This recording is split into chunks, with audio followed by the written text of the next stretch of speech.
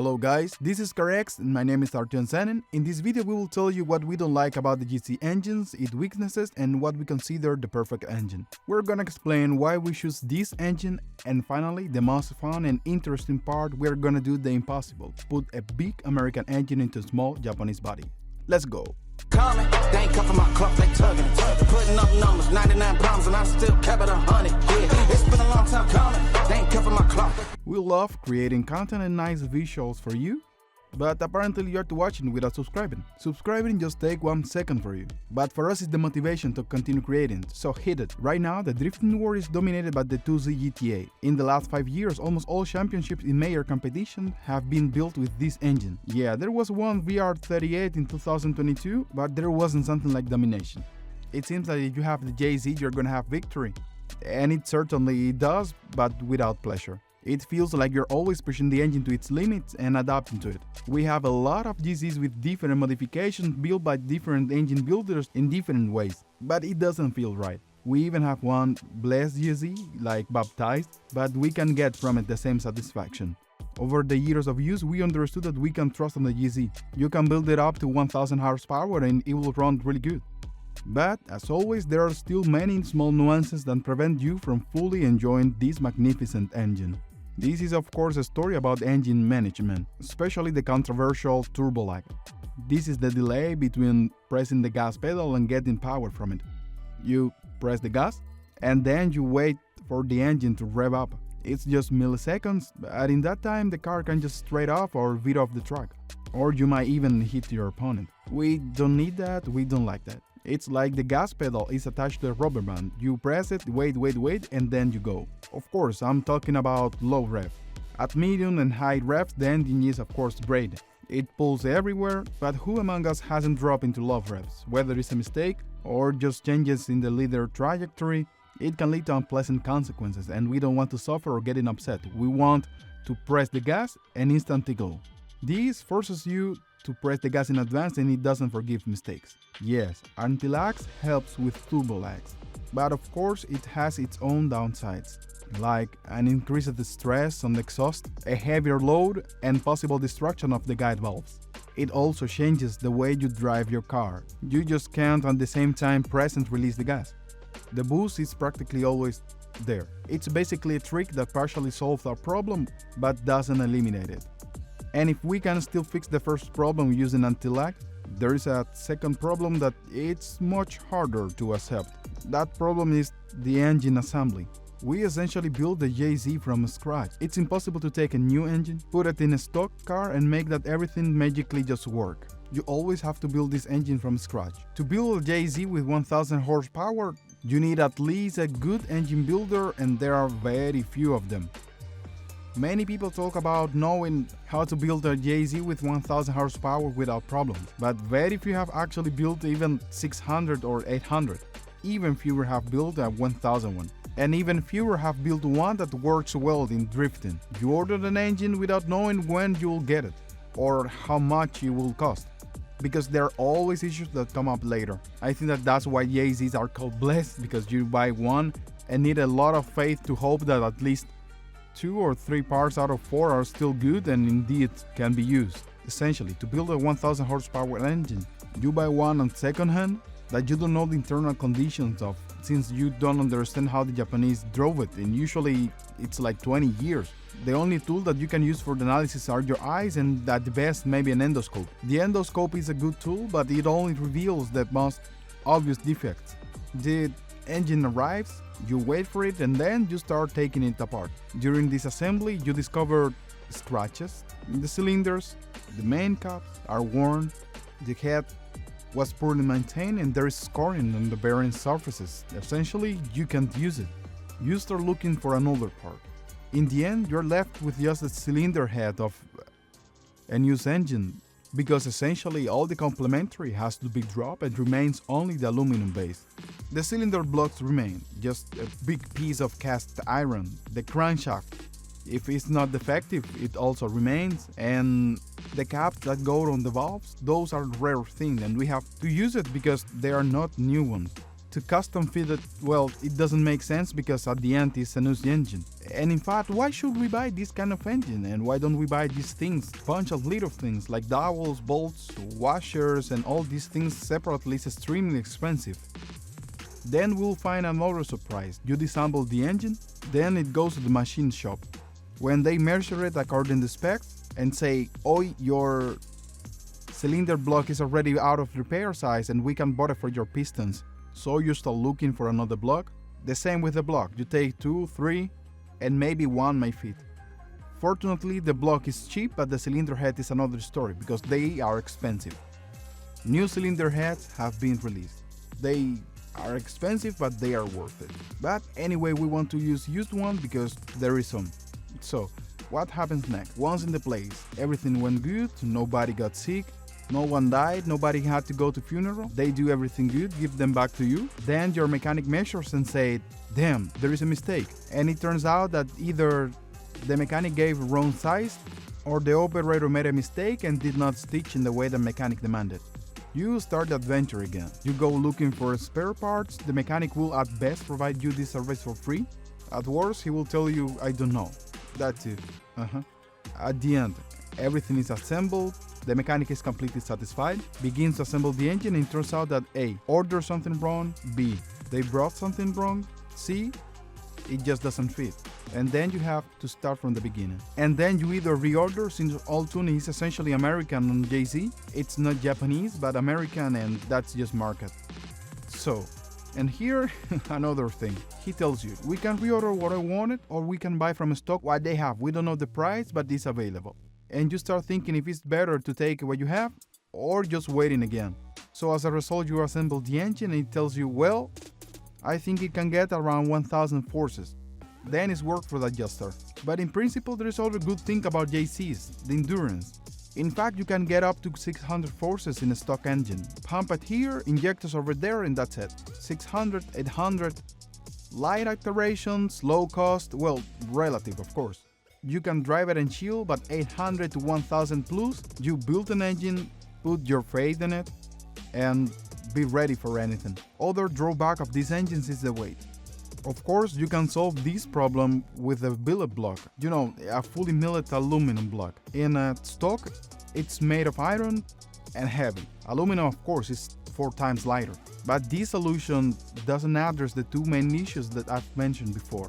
Actually, it makes things worse because it requires even more precise assembly and a more frequent maintenance. I mean, we have to check what we didn't check with the cast iron block, and we have its own characteristic here. And there is also a problem because I've heard from guys that actually have built this, that usually in the same factory they make mistakes and they wrongly calculate loads and get broken. JCs break on everyone, just someone more often and others no. This is a problem that nobody can escape from. I doubt there is a drifter who hasn't blown a JC or put a hole into the block. After saying all of this, people can unsubscribe it. But again, I don't say that this engine is bad.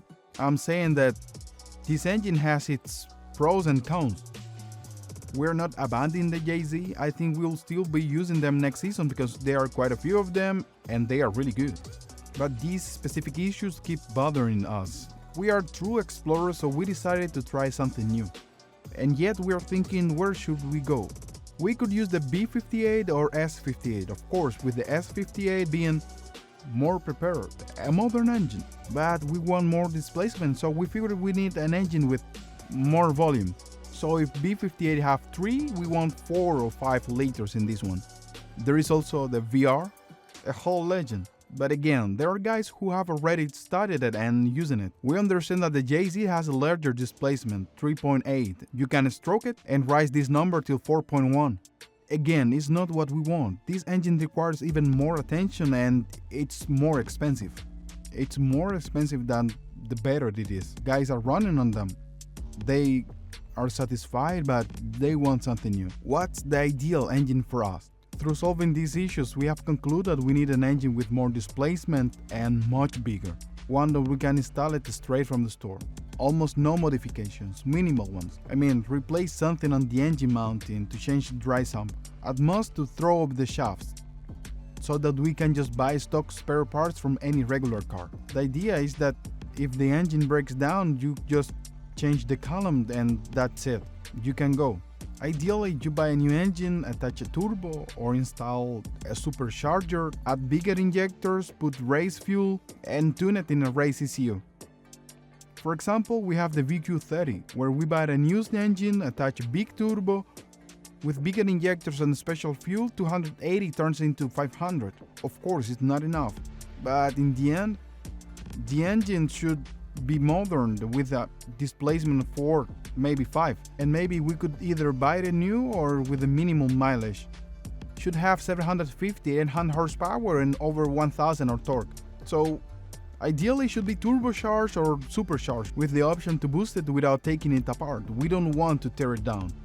Yeah, and it should weigh no more than 250 kilograms. The JZ weighs 220, but a V8 is shorter, so the weight distribution is important. What options do we have in the market? Of course, first idea is engine LS. The options are just enormous. The prices are reasonable and there are many tuning solutions and a lot of information that we can use. But the experience of guys who have used them shows that getting more than 800 horsepower requires you to tear it down, bore it out, and rebuild it. The old design also limits how much you can upgrade it. In the end, you just make other JZ. The LS is great for 600, 650. We decided to look at modern European V8s, for example, Audi, BMW, Mercedes. Their displacement is up to 4.2 liters and they are aluminum. They are available both new and slightly used with low mileage. But we decided not now. For now, we won't go with them. Then we came across the General Motors LT5. At that moment was GM's more powerful engine with 6.2 liters and 765 horsepower and 1000 Newton meters on torque. It already has a dry sump and was used in the Corvette, but was sold separately. We started investigating why this great engine is rarely used in drifting and found out that its problem is a direct injection system. So this engine has dual injection, direct injection and port injection through the intake manifold runners. But even with the stock pistons and heads, it produced 765 horsepower. It has a lot of sensors and the stock ECU doesn't allow much adjustment to its characteristics, which are quite specific. 1500 RPMs and it spikes up and all that torque comes in just at once. The problem is that in the rain, you get 1000 of torque and you can't reduce it. So because displacement, injection, and the difficulty in tuning the ECU, we have this problem. For us, it's not really a problem, and we decided to solve it. We are using the latest and greatest Matec ECU. Yeah. And we found a tuner who can tune the direct injection and try to prove that 6-liter V8 it's better than 3 liters JZ. Of course, it's not a fact that we will succeed, but as true experimenters, we need to understand if this is for us. So the LT5 is not the best that we can find of technology for us. There are other engines that we want to try, but we have decided to use it and focus.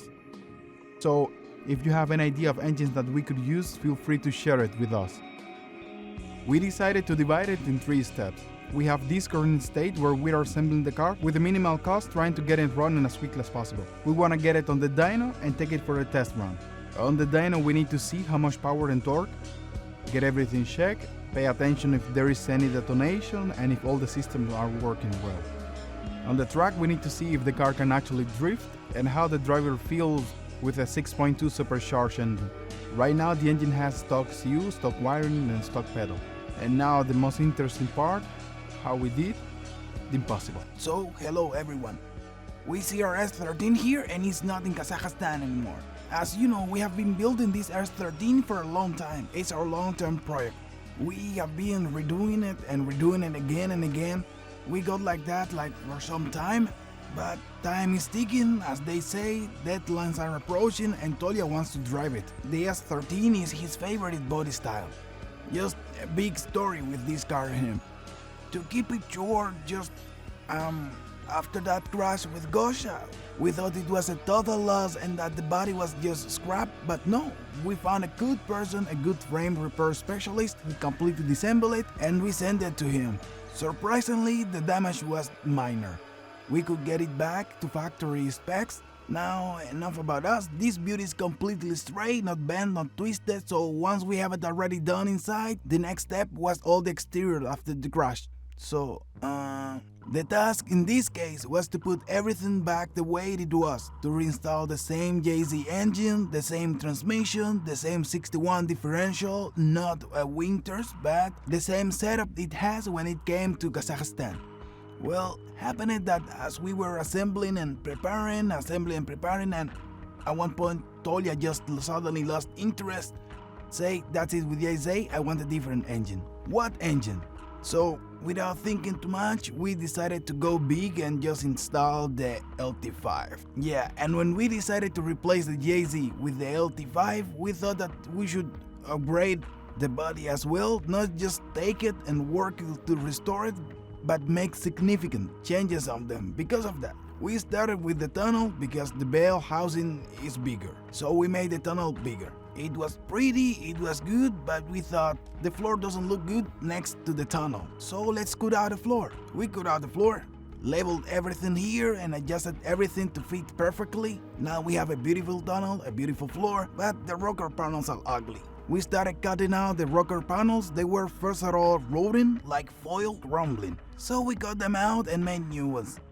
Now under the hood we have a nice tunnel. The wheel arcs, by the way, we also redone and looked nice. The firewall, however, was crooked, so we decided to redo it too. And then we got a new question.